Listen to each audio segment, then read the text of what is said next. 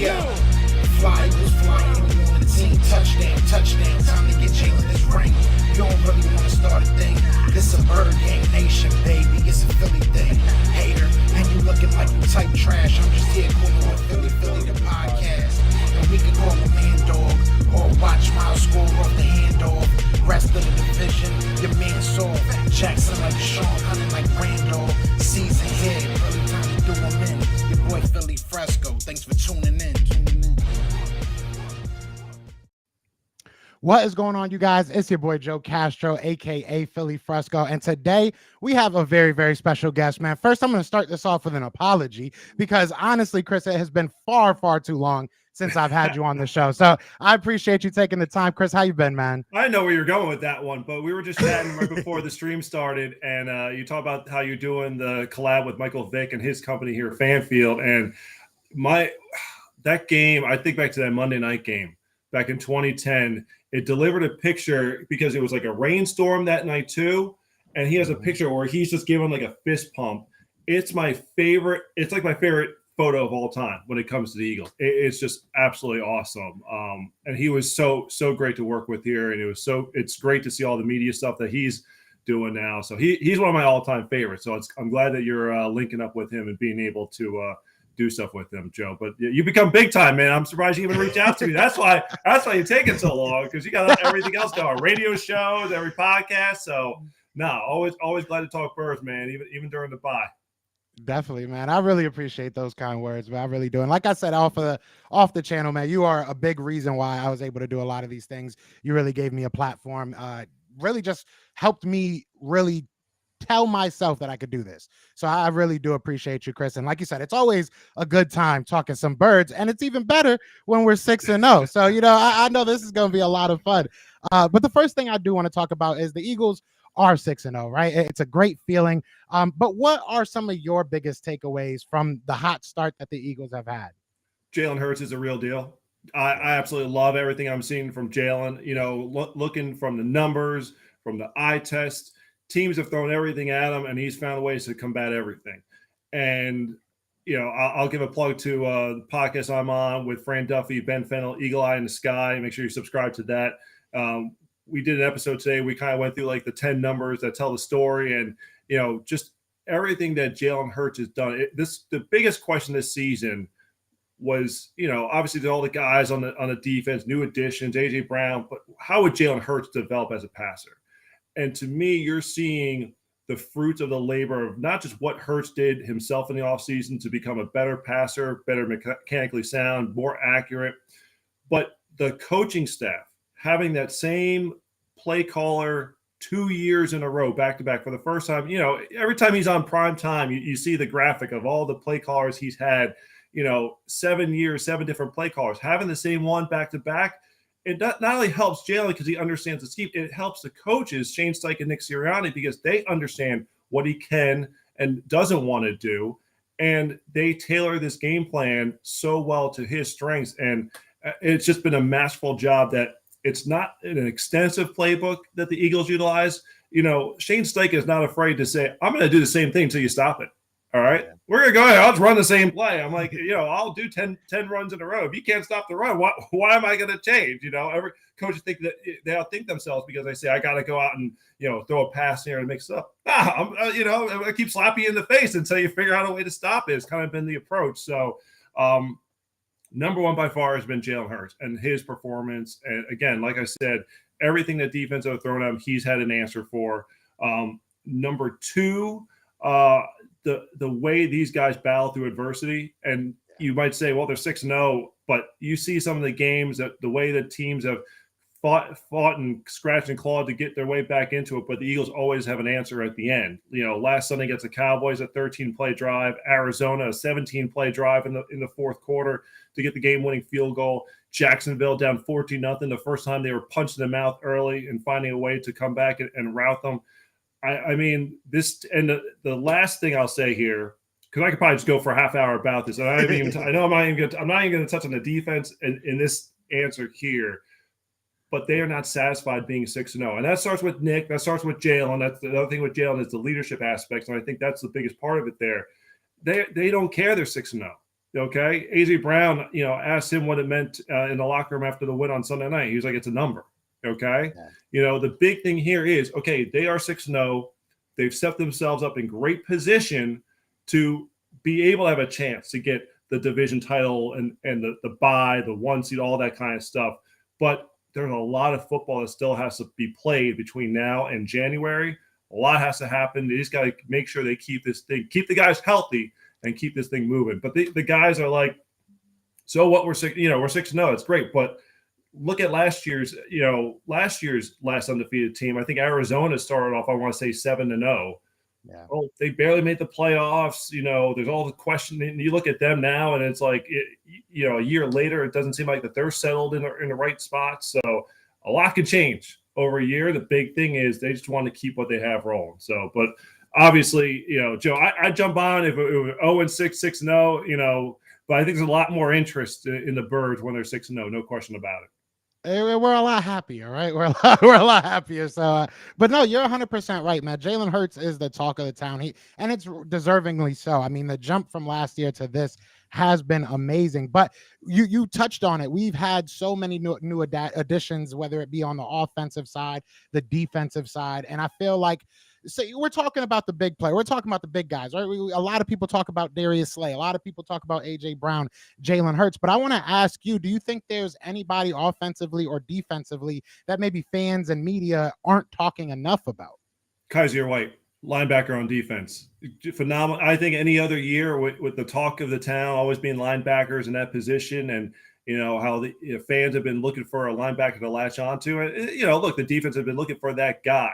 But when you're talking about new additions, because I think TJ Edwards has had a very strong first 6 games Definitely. Of the season, but Kaiser White has brought size, athleticism, coverage ability. I just think that because of AJ Brown going off, Devontae having his game, Slay getting interceptions, that Hassan Reddick getting NFC Defensive Player of the Week honors, he's going a little bit under the radar because he's not one of the household name type of guys. So if you were to say who's that like new addition, who's been kind of like, an unsung hero, so to speak, to me, it's got to be Kaiser White because the Eagles by far look the most settled at linebacker that they have in quite some time.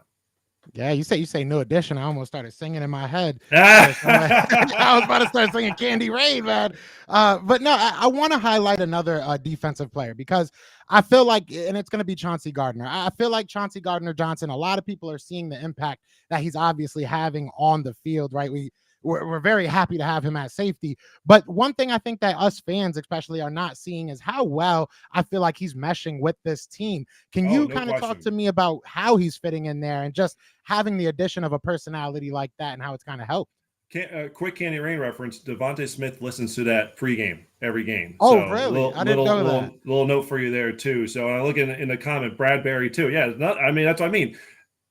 All these offseason moves, you can compare it in some ways to 2017, and I don't want to get into the whole how's this like the Super Bowl year, but that offseason, all the guys they brought in hit, and that's the way this offseason has been too. It seems like that CJ Gardner-Johnson was meant to play in Philly. Okay, brings a lot of the Jalen Mills vibe with him to Philadelphia. But the thing is, he's matured in some ways where he was known as a talker. And I remember when the Eagles first traded for him, it was especially against the Bears, that clip against Tariq Cohen doing the how tall are you? I forget which receiver it was that made him punch him. Like, he wanted to lose that label. And he sees how the guys like Slay and Bradbury and Avante all carry themselves. And they're like, there's a way to have swag, but also be humble at the same time, so to speak. And and he's meshed in well. It's not like he came in and was like, oh, I'm trying to find my way. I'm trying to figure out how I'm going to fit with this defense. No, he came in from day one and was talking and making himself known. And the great thing about Sirianni is he wants guys to be themselves. Okay. The Eagles did a lot of work on C.J. Gardner-Johnson in the lead up to his draft. I mean, they were very interested in him. So it's not like they didn't know what they were getting. So you understand. And that's the biggest thing at this point here, with any addition you're bringing in, the chemistry is so great in that locker room right now. You got to make sure you have someone who is going to mesh in and add to it and not someone who would be a distraction. And I also don't think we realize how tough it's been for CJ even though he played safety in college, I mean, he's been basically a nickel corner, his first 3 years in the league. So he's adjusting to the new position, and that's a lot of that's trying to figure out how to play from depth and understanding angles. And I think his game is going to continue to grow in the second half of the season as he's getting more and more acclimated. And that's why when you saw Max go down, there were some people who were like, okay, are you going to put CJ there because he obviously is an outstanding nickel corner? It's like, no, he's finally getting it at safety, deep safety. Let's, Josiah Scott, we can put him in there for a couple of games and hold down the fort. We don't want to ruin the development that CJ's had. So, Joe, I think you brought up a great point. It's the personalities of these guys. Because it's funny because on the one end, you have Slay, who, is animated and came up with the Batman stuff and has always been a jokester. But I don't think people always knew how hard he studies the game, how much he respects the game, how much he loves the game of football. And I think maybe it's because he came from Detroit and was like, he never won in Detroit. So what is he going to bring to the table here? But the guys really look up to him. And that's why it meant so much to him when he was named a captain this season. And like Bradbury is like Mr. All Business. Like he doesn't say a word. It's like, it's, the complete opposite. And now you're adding in a CJ Gardner-Johnson who, talks nonstop. It's usually, I was going to say, the defensive back room always had to have a vibe to it. I think back like Lito was like the Slay and Sheldon was like the Bradbury, back in the day. It's you got to have that because it's a position where you're going to get beat. You're going to get beat, and it's going to be one-on-one, exposed for the whole world to see. People are going to talk trash. You got to have that mindset to be able to get past it. And you need to have that little bit of that, that swagger, that confidence about you. And CJ Gardner-Johnson has it in droves. No question about it, Joe. Definitely. And it's funny that you bring up Brown, because I actually met him one day golfing. I met him at one of my jobs I worked at. 3 words he said to me. He said, hello and thank you. I was really proud of that. So it's funny. That's him. That's what I'm saying. That him. And like Lito would be the opposite. Lito would be like partying and like, get into it with you. And, he'd be the guy you want to be hanging out with. And Sheldon Brown he's just all business until you're, catching a pass in the flat and your name is Reggie Bush and he goes through you like cardboard. But, it's probably because of that personality. It's like his game, I don't know, was always fully appreciated, but it was the yin and yang to what, Lito had at the time. And I think Bradbury is the yin and yang to what Darius Slay, here in Philadelphia. So, but I mean, that again, Howie did a masterful job of addressing every position that you had questions about. Wide receiver, check. Safety was CJ, cornerback, line. It was just, every major question mark was check. So, and not just finding guys who have been productive, but guys who fit the culture. And I see the question there from Texas Eagle. And I think that is something that you do have to keep in mind. Is the question is basically about, are you worried about disrupting the chemistry? That's something you have to weigh into the equation. Do I think that the captains in the locker room are phenomenal? The leadership is strong. Like I said, multiple times in the after the games, being in the locker room at the link, it's like you're asking the guys like, what's it like being 4-0 and 5-0 and 6-0? Like what? Like come on! Like it's like until we get to the. It's not that it doesn't matter until we get to the playoffs, but it does have that sort of element to it because a lot of these guys, the key guys here, your BGs, your Fletchers, your Kelseys, Lane, these guys have all been here and done it before, so it's not new to them. It's not a wide-eyed young team that's like, what's it going to be like going to the playoffs? No, these guys have all experienced it before. Yeah, and I think you even look at last year and the expectation that even fans have. I mean, we saw how much better this team got. So I won't say we expected 6-0, but we expect to be good. And I think it's awesome because you see it all the way from the staff down. You see, Nick Sirianni throwing the Beat Dallas shirt away in his press conference. You see all that. And it's honestly, it makes me excited as a fan because I know we're not just going into these games saying all we need to do is win this game. It's more than that. It's we need to continuously get better. And I love that answer, to be honest, because I did want to know what Chauncey Gardner was bringing, but it's good to know that, we're bringing something for Chauncey Gardner as well. Like, I feel like we're helping him, like you kind of said, mature. So I think that that's awesome. I think that you really can't beat that. You really can't beat that with a young free agent. Another guy I want to talk about is another young guy. Now, Eagles fans have been blessed with dare I say, amazing tight end play for like the better Ooh. half of, more over a decade at this point, right? Right now, Dallas Goedert's having a really good start to the season, but the guy I want to talk about is Jack Stoll. We're seeing him come out a little bit more. Maybe I'm biased here. I'm going to be 100% honest. I did have him on the show. I do speak to him here and there, so maybe I'm a little biased here, That happens, no question. How optimistic are you? Because he has had a couple good games, and he's a very good blocker in my opinion. And if you can get better as a pass catcher, I think there's a future for him. But how optimistic are you, not just on Jack Stoll, but this tight end room as a whole? Very, very much so. I mean, look, going into the season, I thought that Dallas Goedert was going to be a monster. Okay, and he's among the league leaders in yards after the catch, the unstoppable on these screen passes. As he had, the breakout game, maybe, that we've expected, not really to this point. I think he had 91 yards in the win over the Cardinals. I think that was his big game today. So he hasn't had that monster game. And I was kind of almost thinking maybe would Dallas be it, because he's always played well against the Cowboys. But I think you did wonder going to the season what was going to be the depth at the position, because you've had Richard Rodgers here for several years. It's like, who was really going to be your true number 2 guy? And I think once they drafted Grant Calcaterra, it was sort of like, all right, well, this is the guy who's going to be primed in there. Jack Stoll, great story, undrafted free agent. Didn't play in a very pass-centric offense, at Nebraska. So it was kind of like you had to kind of go off what you could see in the traits, but not so much the production. But like you said, very good blocker. But Jack Stoll had a strong training camp. Grant Calcaterra battled injuries, and Jack Stoll was just the steady Eddie that just was like, all right, I'm not going anywhere. I'm improving my craft, and I'm taking the next step. And I love the bond that those guys have. I think Greg Calcaterra obviously has a very high ceiling. We saw that big 40. His first catch in the NFL was a 40-yard pass play. Jack Stoll has been able to. It was funny because it was the first explosive play by the offense the other night in the win over the Cowboys. Was by I remember doing like a live. Kind of like live story on the Eagles website. And I was like, the first explosive play comes from ...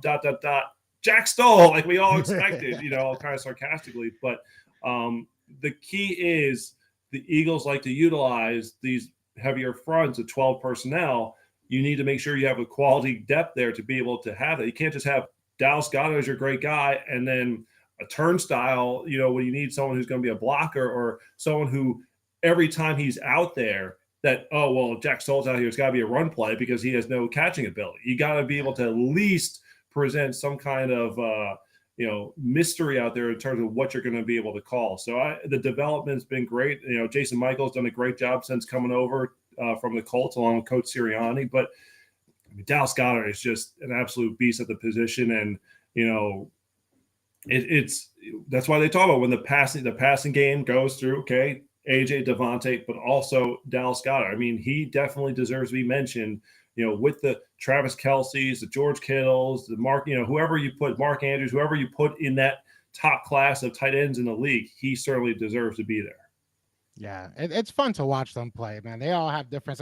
When I did have Jack on here, I asked him why he cut the mullet, and he said he felt like he had to earn it back. Well, Jack, my boy, you're earning that mullet back. I love it. I love it. Did you like the outfits they coordinated for, or was it the Arizona trip? I didn't say they had coordinate. I didn't see that. I didn't even. You gotta look it up. Yeah, it's something else. So yeah. Fashion awesome. sense, I don't know. Fashion sense, I don't know about. But they're doing great on the field. That's all that matters. So they can do whatever they want afterwards. They even got Coach Michael even got one. Yeah, well, just go on the gram, just Google after we do this, man. Yeah, it's worthwhile. Oh, I'm definitely gonna have to do that. Now, it's something we have to talk about, right? We're almost halfway there, halfway through this interview. So I waited long enough, but look, Dallas week is in the books, right? We come out of there with a win. It looked like for a better part of that game, it looked like we were going to run away from it. Some injuries happened, some things happened. It slowed down a little bit, but for better or worse, what do you think that the Philadelphia Eagles can learn from this game? I don't know if there's anything they can learn per se. I mean, I don't want to say it's a conundrum, but obviously they're going to point to letting teams back in the second half. Okay, and that's been a consistent theme is they've crushed teams in the second quarter. Okay, they've scored more points in the second quarter alone than I think the Dallas Cowboys have all season, all 4 quarters, whatever, what have you. So they're racing out to these huge leads, and John Gannon even said, Coach Sirianni said to kind of pipe it down, afterwards. And that's, I think, the challenge for Coach Gannon, because it's like, all right, well, you want me to unleash the hound? Okay, well, then we're going to be exposed to possibly giving up an explosive play, more likely. Not that we're saying it's going to happen, but there's a great chance. We're fine. I know fans don't like seeing it, but it's like we're basically saying if you're fine taking a 10, 15 play drive where you're just going to get 5 yards here, 6 yards here, and eat up 6 minutes of the clock, all right. And then, you've eaten up half the quarter and you're still down by 2 scores. So as Joseph said in the chat here, yeah, I think that's pretty the biggest thing is, trying to make sure that they hold on to these leads. But like some teams, like the Baltimore Ravens, I think have like a negative 40 point differential in the fourth quarter of games this season. They're 3-3, but they really could have won all of those games. It's because they've had big leads and they've surrendered them all. So to me, the big thing is the Eagles still find a way in the clutch to be able, and this goes back to facing adversity. They find ways to finish off games offensively. And the other night, CJ had the big interception late in the game to help steal it on the defensive side. So I think the biggest thing is it's great they're getting out early on teams. There's a counter punch involved, but they're able to come back and find a way, whichever it is, to kind of overcome that little bit of adversity and triumph in the very end. So, but I think they know it's the Cowboys. It's a division rival. This defense didn't give up more than 19 points to a team entering this game playing Brady, Stafford, Burrow. Positive for forget the other teams, but they're not giving Daniel up Jones. I don't blame you for forgetting. Yeah, but here's the thing. Okay, well, I mean, the Giants gashed them for like 160 yards on the ground, but nonetheless, the bottom line is they scored more points in the first half than they'd given up in any game. To me, they did what they had to do. They put the game on Cooper Rush. Cooper Rush had not thrown an interception, had not had a turnover all season. He throws 3 picks in this game because all of a sudden the Cowboys couldn't maintain their MO of like, we're going to keep it close. The defense is going to get us good field position. We're going to lean on the run game. We don't want Cooper Rush. They cut Cooper Rush at the beginning of the season. That's how highly thought of they were Cooper Rush, that they were willing to put him on waivers and let another team claim him before putting him on the practice squad. So, obviously, all the Cowboys fans are now saying, well, we'll get you in the rematch. They always say it's the next time. It's always going to be the next time. They thought a week ago Cooper was going to be the guy for them. But the biggest thing is, look, the main thing is they got the win. That's the thing. You're just trying to stack these wins so that, as they're looking ahead to, November and December and early January, that, again, you're in position and the team is healthy. They're playing well. Everything's going right for this team. But the main thing is they got the win over the Cowboys. And, to me, going into that game, the biggest question mark I had, I said, as long as the offense doesn't get, surrounded by the defense, as long as the offense isn't turning the ball over, that was the biggest thing for me. It was like I did not want to see Micah Parsons and Tank Lawrence destroy that game. Okay. And they built a game plan to basically make it, we're not going to let them destroy us in this game. So, and even after Lane Johnson came out. So good thing that he'll be back after the bye for the Steelers game. But yeah, I mean, that's really the big thing. Obviously is they've been doing a great job getting off these big leads. Yes, you would love for every game to be 44-6 and have the link rocking from start to finish. But, teams are coming back. It's like the NBA in a lot of ways. Teams come back, being down 20 points in the second quarter and they make a game out of it. It's just the Eagles, credit to them, find a way to kind of refocus and get back on track and finish teams in the end. Yeah. I think that tells a lot about our team, man. I think, I've been saying this and I'm not, trust me, I am a fan, and this is going to sound weird, but I'm waiting for that loss. I'm waiting to see how we react more so than the loss, right? I want to see, because I think great teams do what we did against Dallas, not necessarily giving up 14 straight, but being able to kind of tucker in, say, we're still here, we're going to win this game. Even going back to, the game against Jacksonville, where everybody was saying, we're going to win this game. Don't worry. We're good. We got this. So I think that's the type of thing that you want to see from this team. So it is what it is. You're going to have to see the good times, the bad times. It's all going to have to kind of teach you something. But as you said, 11 games left, 12 weeks left. A lot of things can happen. A lot of football left. Where do you feel the if anywhere realistically the Eagles need to improve? Where do you think they need to take this bye week and kind of focus on and say, let's get better down the stretch here? I mean, there's probably little things in every facet, like offensively, it's again, what are you guys doing in the second quarter that's prolific, that's historic? I'm not even, using that as hyperbole. It has been a historic first 6 games in the second quarter for the Eagles. No team has scored more points in the second quarter of the first 6 games of a season than the Eagles. Okay. What's happening in the second half? Again, look, they're able to buckle down and have these long drives, and it's great, but where's the lull in there? So that's what you're looking at offensively. Defensively, look, even though you are saying we're going to be a little more susceptible to the run, the biggest thing is you need the depth guys there on that defensive line to come through, because, looking ahead to the later weeks of the season, you got to make sure Fletcher is fresh. You got to make sure Javon is fresh. You need, these backup ends and, the Teron Jacksons, the Marlon Tees, Milton. Well, you need these guys to be able to hold the fort down and eat up some of these reps, in this midpoint of the season, so that when you get to the end of the year, you're not looking at that you want BG coming fresh, off the edge. You want Fletcher to be at his absolute best. So it's making sure you get those guys going there. And then special teams, I think there's a lot of young guys contributing. I think they're going to grow into the roles. You lose an Alex Singleton, who was your captain and who's also playing well on defense.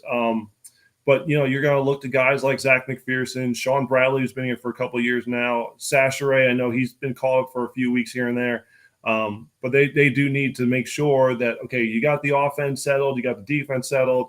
Michael Clay, you got to get, everything just to a point on special teams, so that you don't have what happened the other night with Turpin taking that kickoff return 62 yards, and that instantly changed the game. It literally was like what's the one thing that you cannot happen when you're up 23, and it's Kavonte Turpin taking a kickoff return almost to the house. Like, you just instantly felt the switch in the atmosphere, the mood. The Cowboys got some life out of it. That's the one thing that special teams can do. And going into, I would say the other thing I was wary of going into the Cowboys game was, would something happen there that could turn the tide? So I think those are the things across the board that you're looking at. And, look, the coaches, they're doing all the self-scouting. They're doing all the evaluation this week of what's worked, what's not. Fran Duffy was, in the lab at Eagles headquarters, like trying to research some of the same type of things of what's happening in the second half of games and stuff like that. So that's a big thing everyone's trying to figure out. Just, how does this team in every facet really get better for this second half of the season? Yeah, Turpin is the truth, man. I will say this. I had the pleasure of meeting and interviewing Dante Hall, and we all know how great he was as a return man. And I asked him, who reminds you of you in the league? And I was hoping he would say Eagles. He knows I'm an Eagles fan, but he did say Turpin. He really likes Turpin. Interesting. So I was kind of afraid playing him. I'm not look at you name dropping. Like, well, Chris, you do it sometimes. Possible Hall of Famer here, Dante Hall here. Like, come on. So Man, Jack Stoll at Dante Hall. Like, okay, working with Vic. Jeez, your big time, Joe. We got it, Joe. Well, hey, Chris, I could do this all day, man. But I do have one question. I have one last question I want to ask you. Not really to do with football. We are on our bye week. I've always wondered, how do you deal with your bye week? What do you do? Is this a time you can hang out with the family? Are you still kind of work like always? It depends. It depends on, sometimes my younger brother's in Florida. There's been times where I've gotten away there for the bye week. No, this is just hanging around. I got my oldest is a freshman in high school, and we're basically at the whim of his social life now. I think there might be a great adventure trip on Sunday for Fright Fest, with the family. That's what this time. That's what this is all about for me. So, but no, we still got a lot. We got Jason Kelsey was mic'd up for the game on Sunday. We're dropping that tomorrow on our social media channels, website, and the app. We've got tons of highlights from the first half of the season. We still got content we're coming. Even though it's a bye week, we're going to make sure you guys just get a little bit to get you through. And of course, look. I haven't checked the score. It was 4-2 when I jumped on with you. We're checking out the Fightins. Sixers started last night. Flyers are starting off undefeated. So obviously keeping tabs on all that stuff. My youngest son was like, why are you yelling? Why are you yelling? I'm like, oh, because you know, because the Phillies put up a 4 spot in the second inning with the Padres making a bunch of errors. So I don't need to turn this into a all Philly sports podcast, but nonetheless, though, I'm just telling you, Joe, it's like the best time to be. My wife is, born and raised in Wilmington, Delaware, and she's like, I don't, 4 for 4 with the Philly team, and she's like, I don't know how to act. Like, this never happens. It's like the Negadelphian in her wants to, like, when's it gonna hit the wall or something? It's like she can't believe that this is like really happening. So it's just a phenomenal time. I mean, the city is juice. It's absolutely electric right now. The atmosphere. I wasn't at the NFC Championship game because I was doing our shows from the NovaCare complex down the street. Sunday night's crowd was the best crowd since the NFC Championship game. I mean, no question. And, obviously Dreams and Nightmares was the anthem. Then Meek comes out right before kickoff to perform it. It was just, I think the players enjoyed that more than the fans, to be quite honest, because you had AJ Brown, CJ has a Dream Chasers tattoo on him. Like, these guys are huge fans of Meek, and they were going absolutely wild when they saw him come out. Coach decided to keep that a secret. That was something that obviously the team had been working on. Coach knew about it, and they were like, Coach, we'll let you decide whether it's to tell the team or not. He decided not to, and I think it was the right decision. So that's awesome. Yeah, that's really cool. That's cool. I didn't know that. That's awesome to know. That's cool. That's smart of our coach. That is dope, man. Yeah, he's pushing all the right buttons. He's pushing all the right buttons this season. So can I love him anymore? Chris, you're making me love this guy. I love it. So it's 4-4 right now. I hate to end this on a negative note. I just looked at the Philly score. It is unfortunately 4-4, but they're gonna come back. It's because I'm holding you on here. That's what it is. They haven't scored since I've had you on here. So Chris, there we go. We're gonna end this up. Chris, I appreciate you so much. I can't say it enough, man. Thank you so much for your time. Is there anything you want to say before we do get out of here, brother? No, just download the Eagles app. That's the biggest thing. We got you covered on there. We'll give you news alerts, breaking news. Everything is right there for your fingertips. So if you haven't downloaded already, I'm sure, look, most of you guys out there are Eagles fans. I'm sure you probably already have it. But if you don't, it's a free download. We got a bunch of stuff coming up for you, like I said, all throughout the rest of the season. So we're going to be back in the lab cooking once we come out of the bye. Yes, sir. Yes, sir. And I promise the next time I hit you up, it will not be darn near 8 months. I will be hitting you up very soon, Chris. But like I said, always a pleasure. Thank you so much for your time, my man. And thank you, everybody else, for tuning in. Be sure to hit that like, hit that subscribe. I don't need to tell you to go follow Eagles, but if you needed to hear it, definitely go follow the Philadelphia Eagles, all their socials. They have been absolutely killing it this year, and I am a fan. I love it so much. So thank you so much, man. And y'all know what it is, man. It is Fly Eagles Fly. And go Birds. Out of here. Peace. Everywhere. This is for you. Fly Eagles flying on the team. Touchdown. Time to get Jalen this ring. You don't really want to start a thing. This a bird gang nation, baby. It's a Philly thing. Hater, and you looking like you type trash. I'm just here calling on Philly the podcast. And we can call a man dog or watch Miles score off the handoff. Rest of the division, your man soft. Jackson like Sean, hunting like Randolph. Season here, early time to do them in. Your boy Philly Fresco, thanks for tuning in.